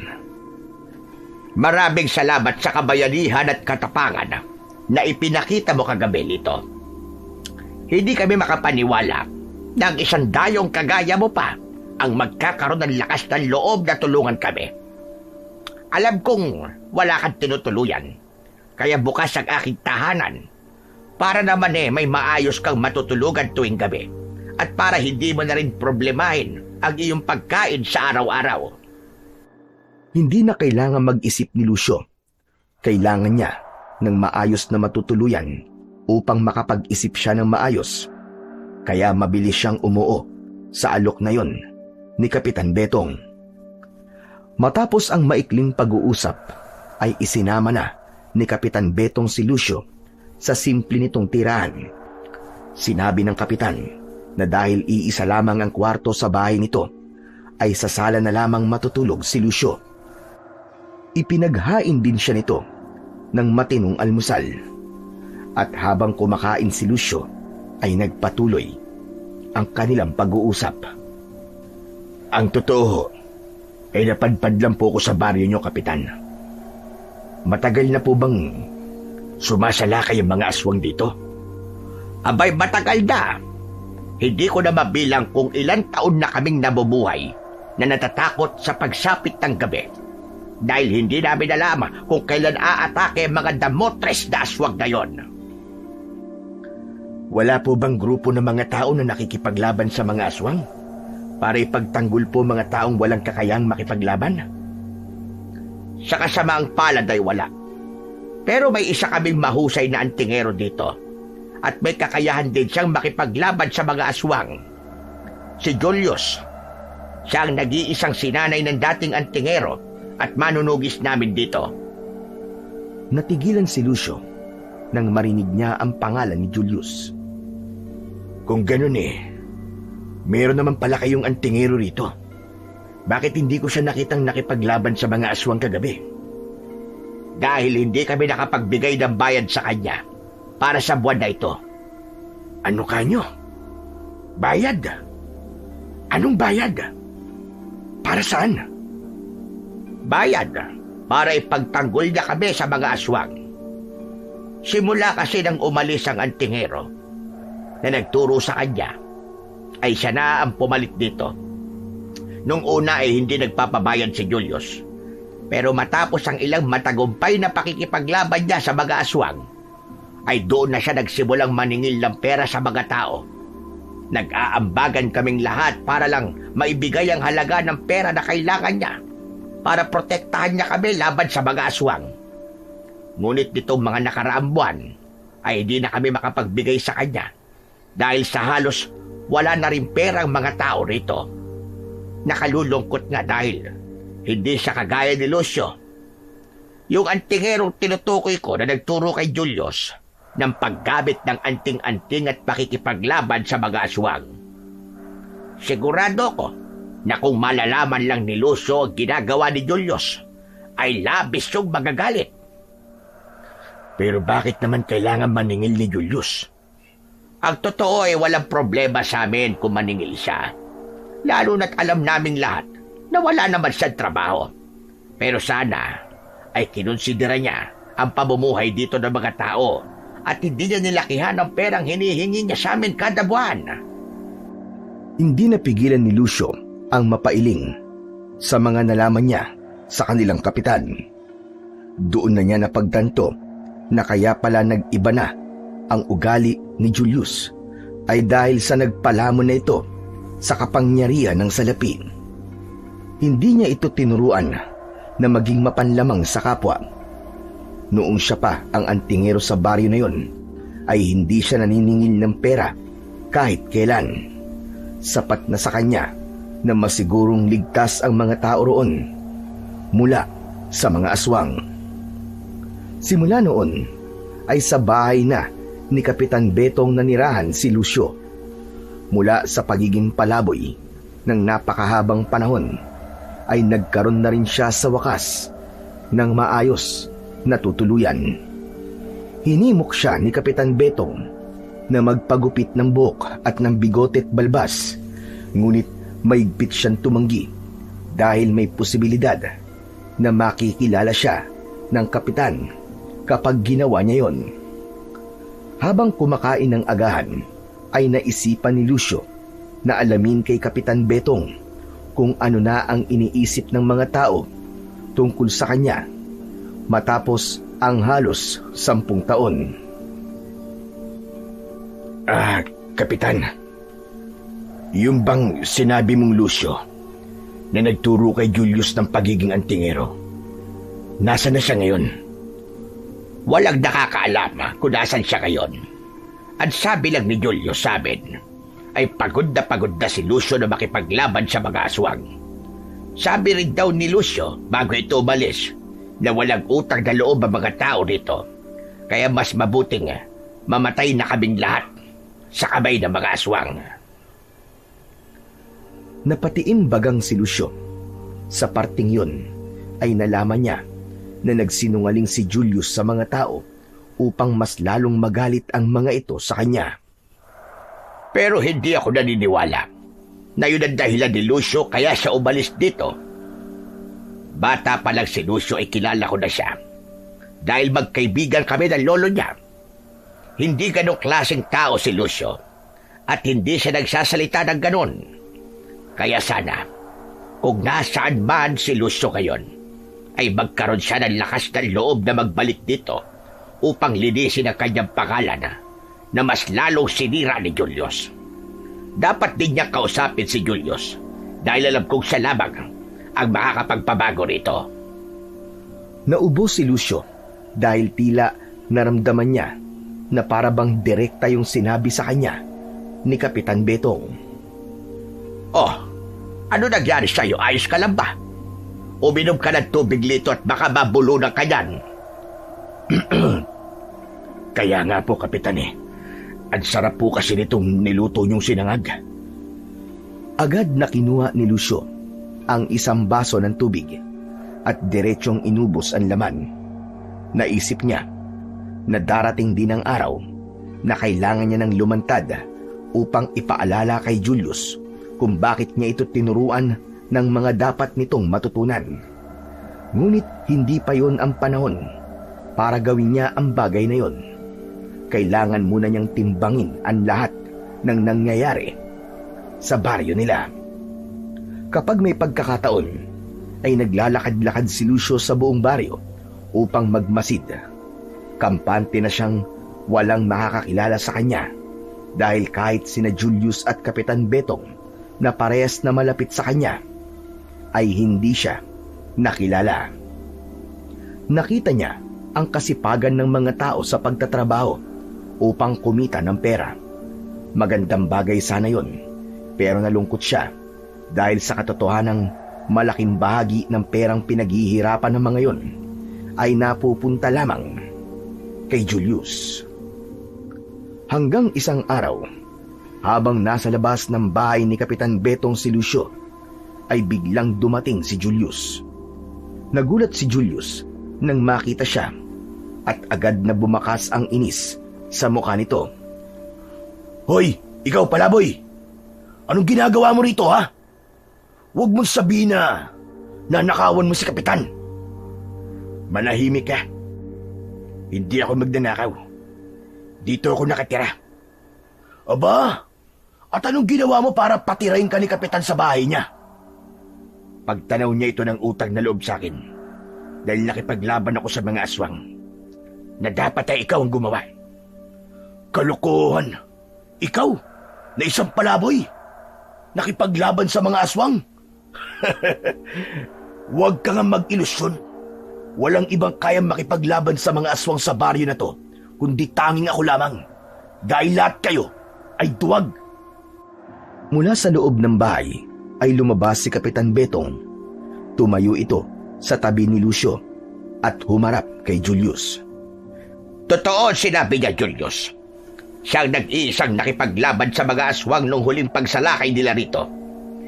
Hindi ba dapat ay matuwa ka dahil dalawa na kayong tagapagtanggol dito sa ating baryo?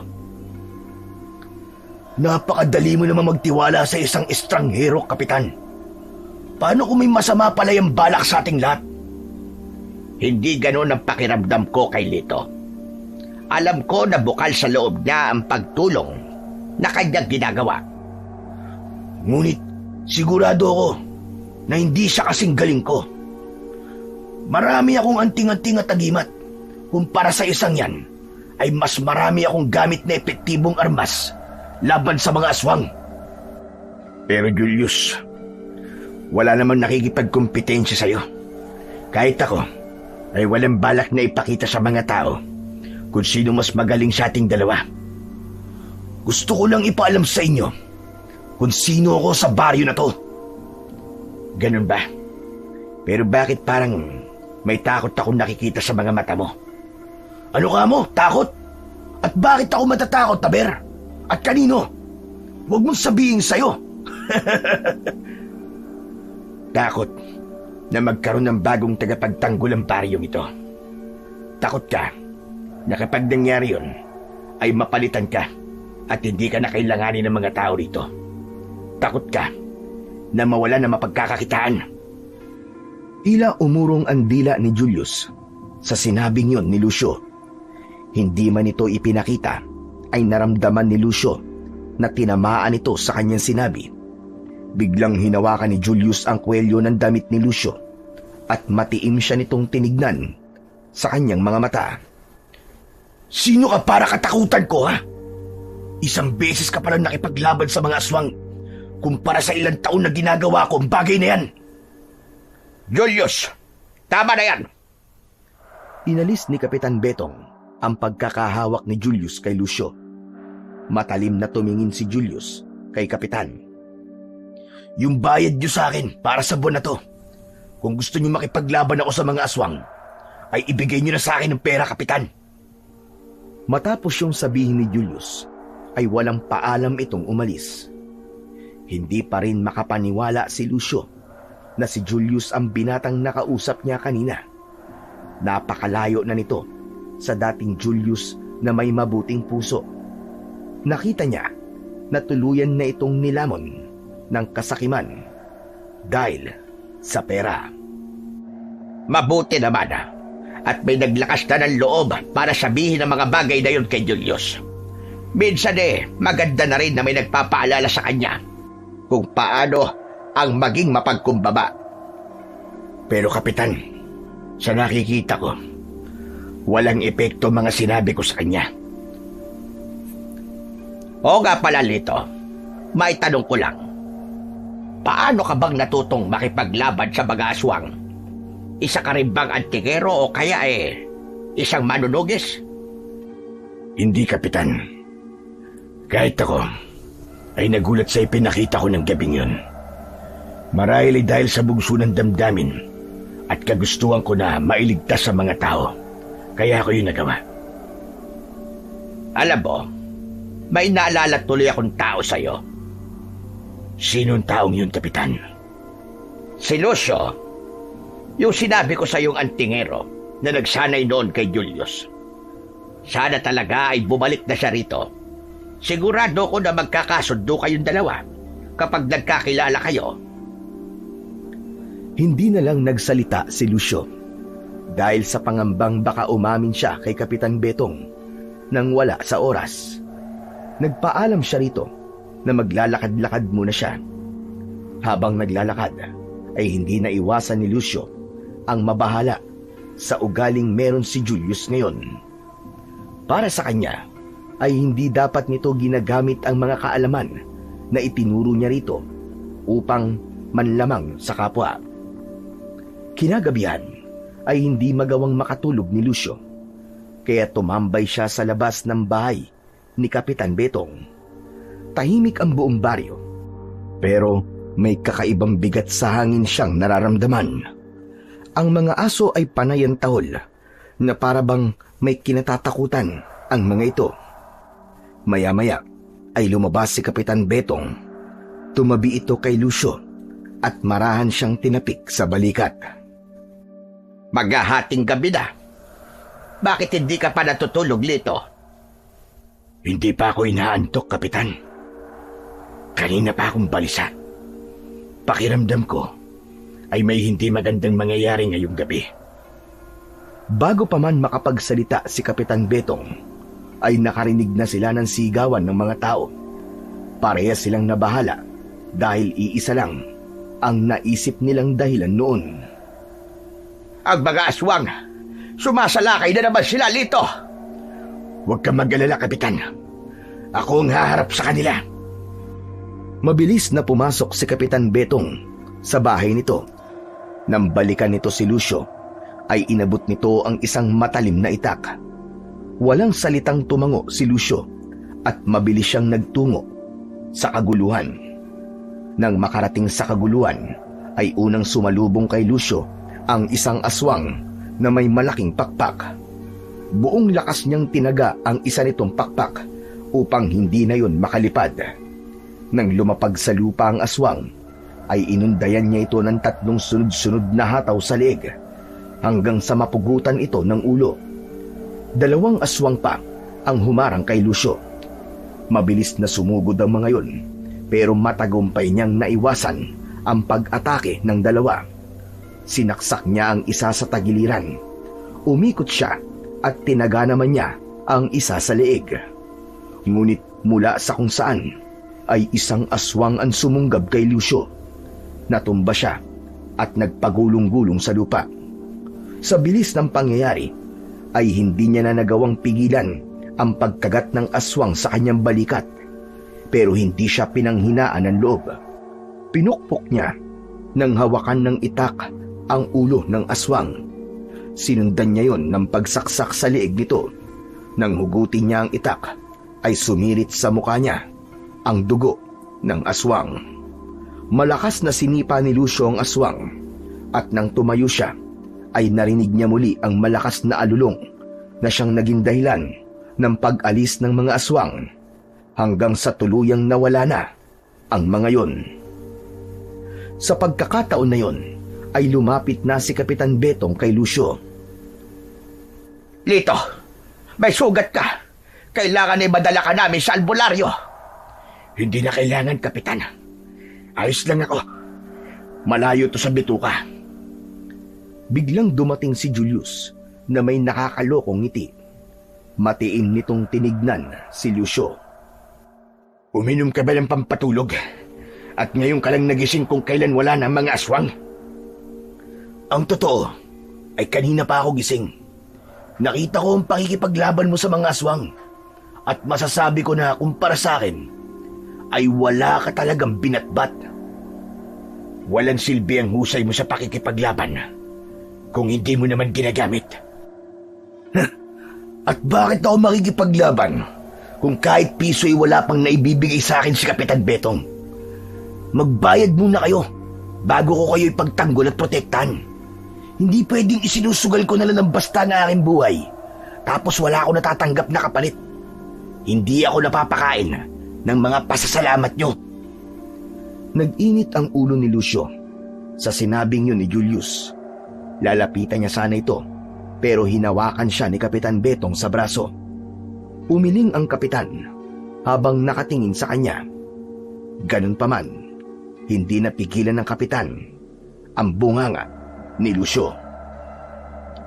Ito ang tandaan mo, Julius. Hindi habang buhay ay magaling ka. At tandaan mo rin na hindi habang buhay ay nandito ka sa mundo. Darating ang araw na mamamatay ka at walang ibang maaalala ang mga tao sa iyo kundi ang kasakiman mo sa pera. Hindi na binigyan ng pagkakataon ni Lucio na makasagot si Julius at mabilis siyang naglakad palayo rito. Habang naglalakad pauwi, ay hindi niya mapigilang tanungin ang sarili kung may nagawa ba siyang mali sa pagtuturo niya noon kay Julius at naging sakim ito sa pera. Nang makarating si Julius sa bahay ni Kapitan Betong, ay dumiretso siya sa kusina. Uminom siya ng maraming tubig upang pakalmahin ang matinding tensyon na nararamdaman niya ng sandaling yon. Nang dumating si Kapitan Betong, ay lumapit ito kay Lucio at tinapik siya sa balikat. Sa tingin ko, Lito, ay hindi na magbabago pa si Julius. Wala na siyang ibang nasa isip kundi pera. Hindi siya kikilos kung walang kapalit. Natatakot ako sa kung ano ang pwedeng mangyari sa baryong ito. Siguro ay panahon na upang bawiin ko sa kanya mga bagay na hindi pala dapat napunta sa kanya, Kapitan. Bakit, Lucio? Anong gagawin mo? Napamaang si Lucio nang tawagin siya ni Kapitan Betong sa totoo niyang pangalan. Kasunod nun ay ngumiti ang kapitan. Alam kong nagulat ka, pero alam kong ikaw yan, Lucio. Kahit ilang taon kitang hindi nakita at nagbago ang itsura mo, ay hindi mo maikakaila sa akin kung sino ka. Bata ka pa lang ay kilala na kita, Lucio. Nasaksihan ko ang iyong paglaki. Nakita ko kung paano sa isang simpleng bata ay naging isa kang mahusay na antingero, gaya ng iyong ama at lolo.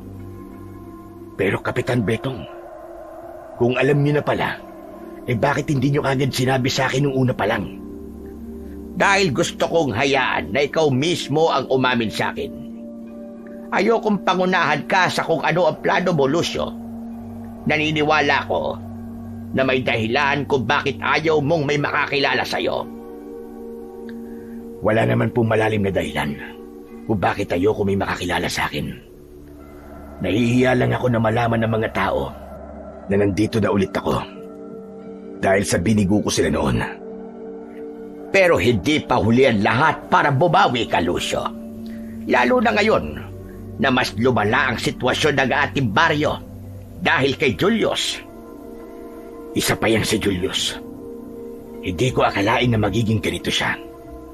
Hindi niya ginamit sa tama ang mga itinuro ko sa kanya.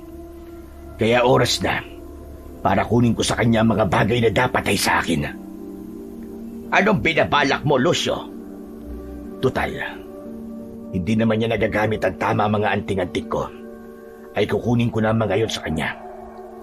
Babalik na ako sa pagiging antingero ko, Kapitan. Labis na natuwa si Kapitan Betong sa sinabing yun ni Lucio. Nagpatuloy ang kanilang pag-uusap at ipinaalam ni Lucio kay Kapitan ang totoong dahilan kung bakit siya biglang umalis noon sa kanilang baryo.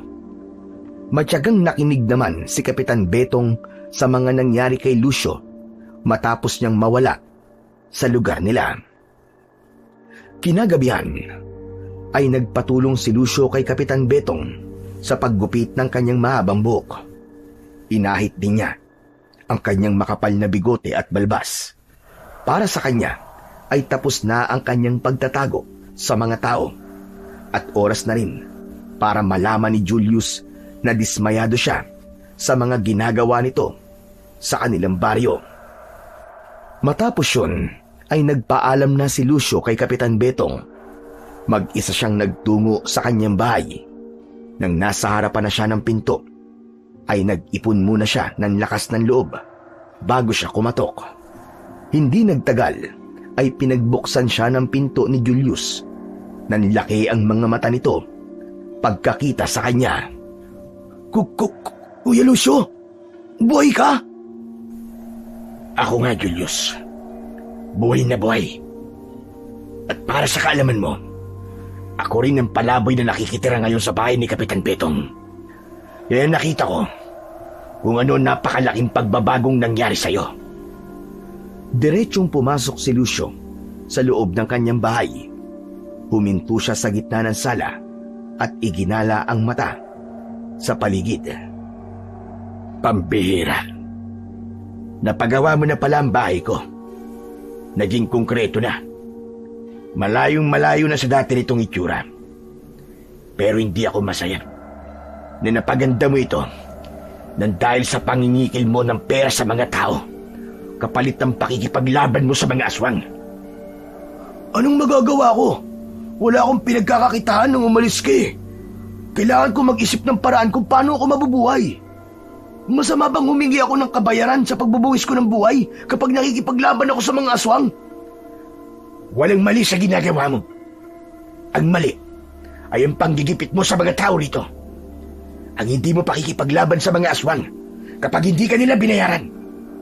Ang pagsasawalang bahala mo sa pagpatay ng mga aswang sa mga tao dahil hindi lang nila naibibigay ang gusto mo.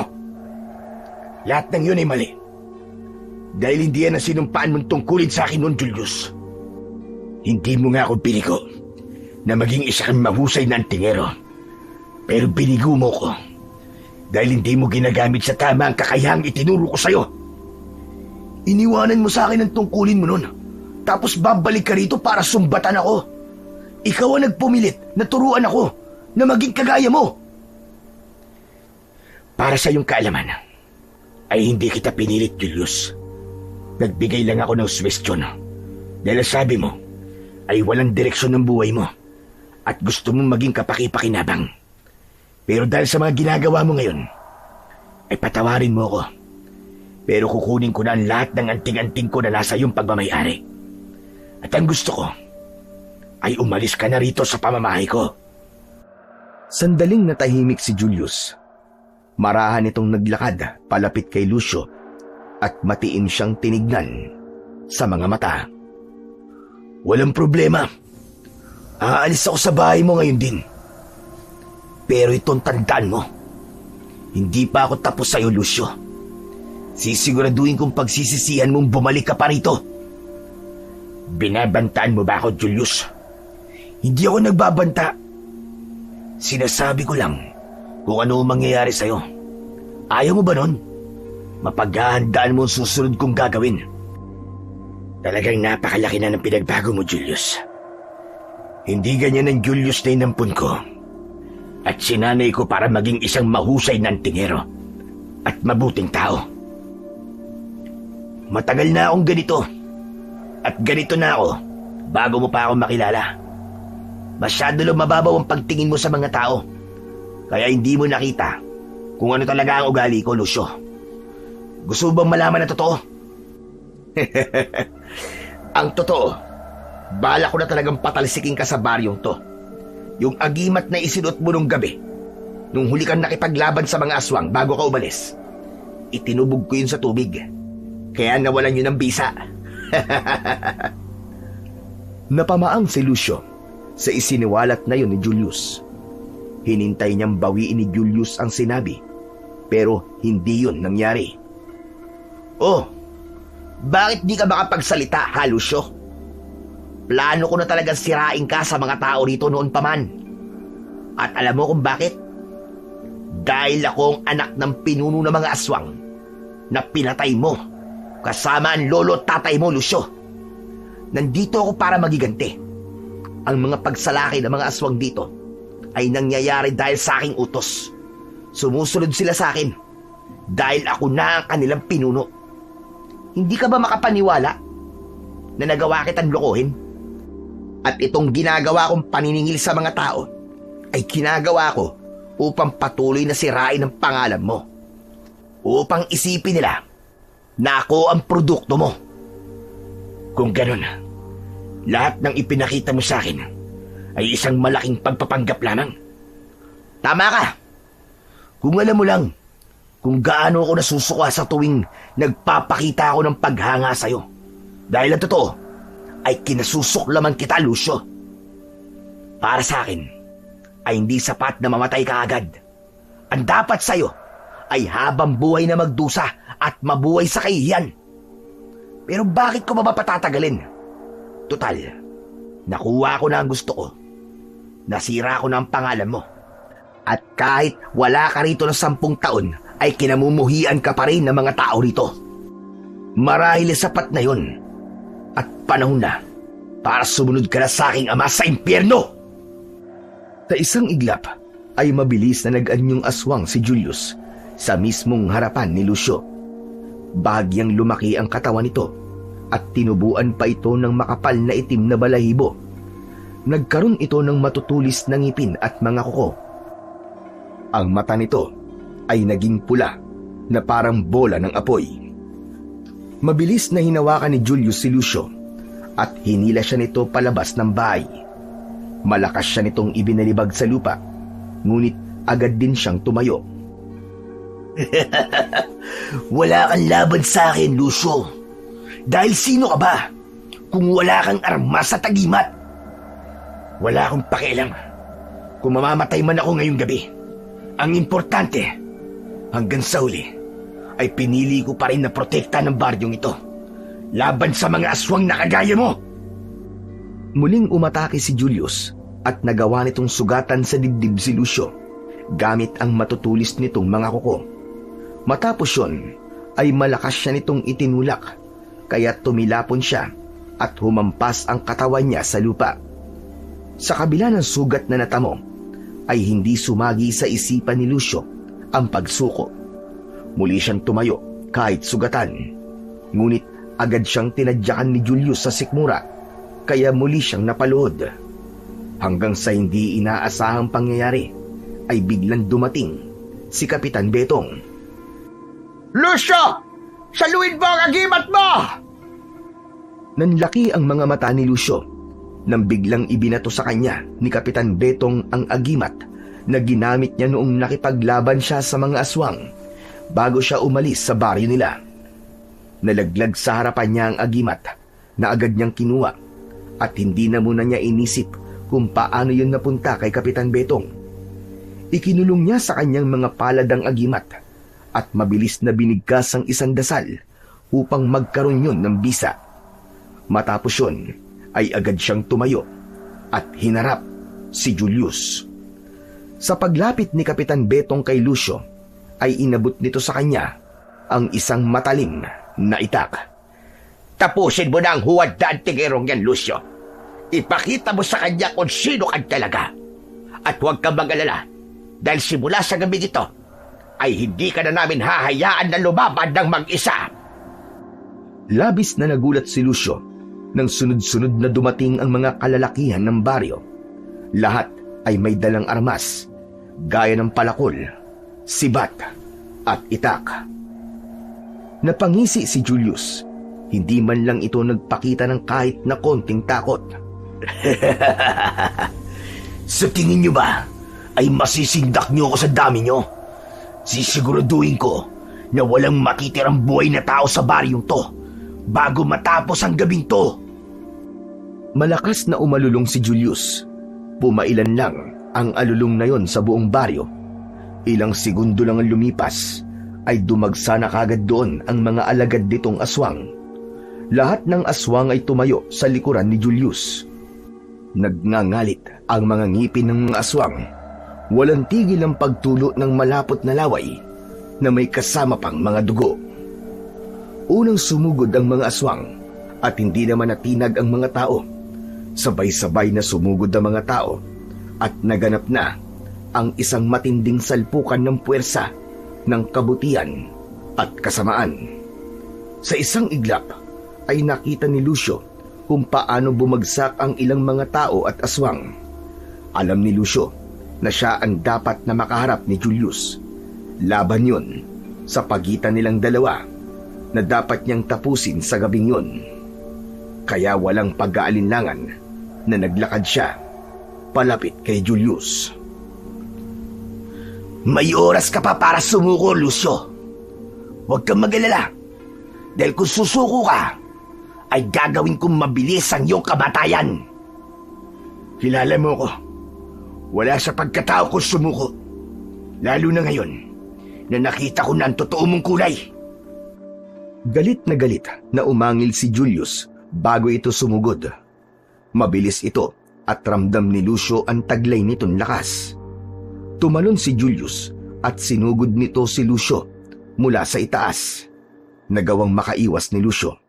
Lumuhod siya at ibinaon niya ang talim ng kanyang itak sa tagiliran ni Julius. Matapos yun ay umatras si Julius, ngunit hindi ito binigyan ni Lucio ng pagkakataon para makabawi. Hinabol niya si Julius at paulit-ulit niya itong tinaga at sinaksak. Pero kahit sugatan, ay umatake pa rin si Julius sa kanya. Sinunggaban nito si Lucio, pero mabilis siyang nakailag at tinaga niya ang braso nito. Napaurong si Julius at napamura.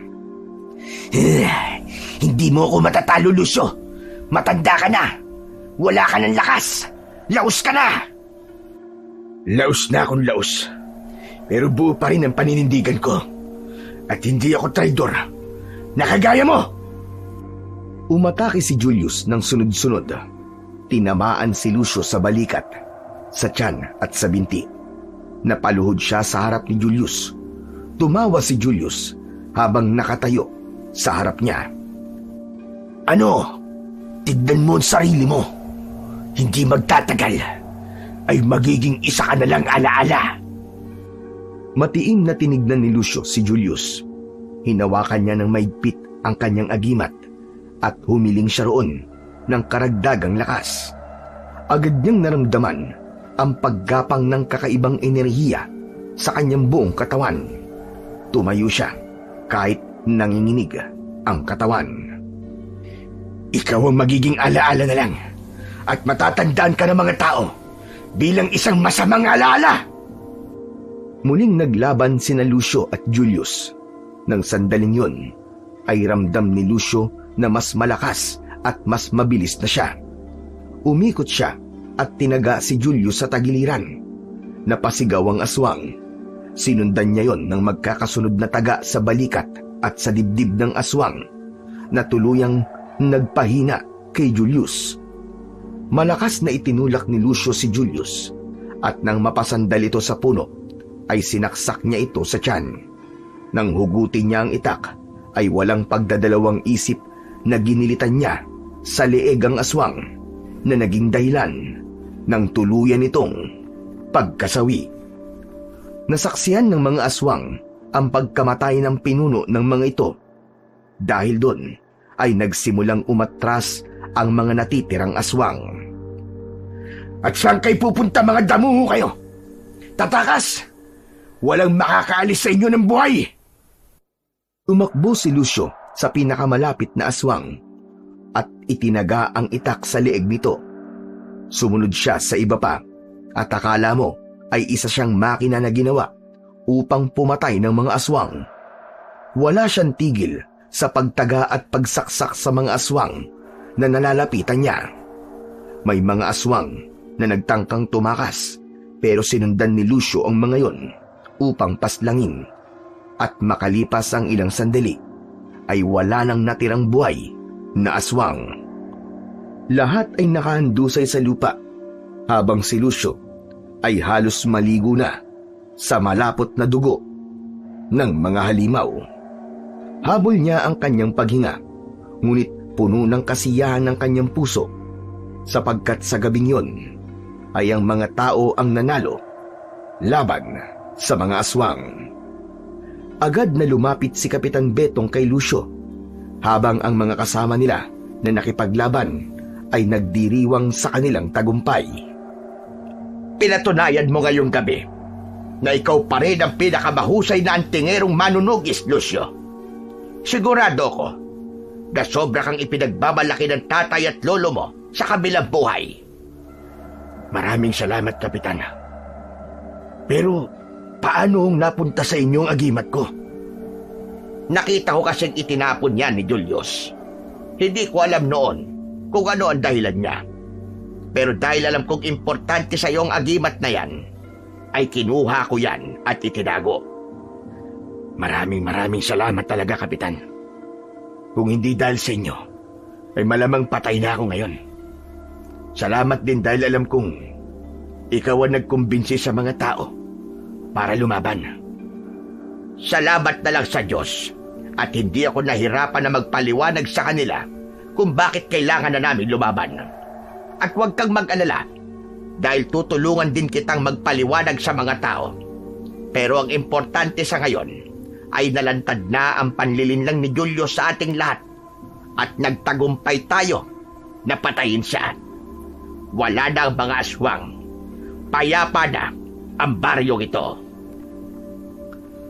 Sa sinabing yun ni Kapitan Betong, ay may konting lungkot na naramdaman si Lucio.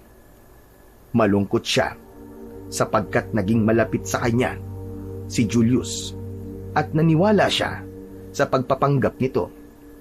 Ganun pa man, mas lamang ang kasiyahan niya dahil sa wakas ay nakalaya na ang baryo nila mula sa takot sa mga aswang. Matapos ang lahat, ay tuluyan ng nakamtan ng baryo ni Lucio ang kapayapaan. Naging normal na ang buhay ng mga tao roon. Ngunit kung may isang bagay na labis na ikinatuwa si Lucio, ay yun ang pagbabalik ng tiwala ng lahat sa kanya. At dahil hindi siya sigurado kung hanggang kailan magiging payapa ang kanilang baryo, ay pumili siya ng ilang mga kabataan upang sanayin sa paggamit ng anting-anting at maging sa pakikipaglaban. Ginawa niya yon hindi dahil nais niyang may pumalit kagad sa kanya, kundi dahil alam niyang hindi panghabang buhay ang lakas niya. Ayaw na rin niyang danasin ng susunod na henerasyon ang parehong takot at pagkawala ng pag-asa na minsan nang bumalot sa lugar nila.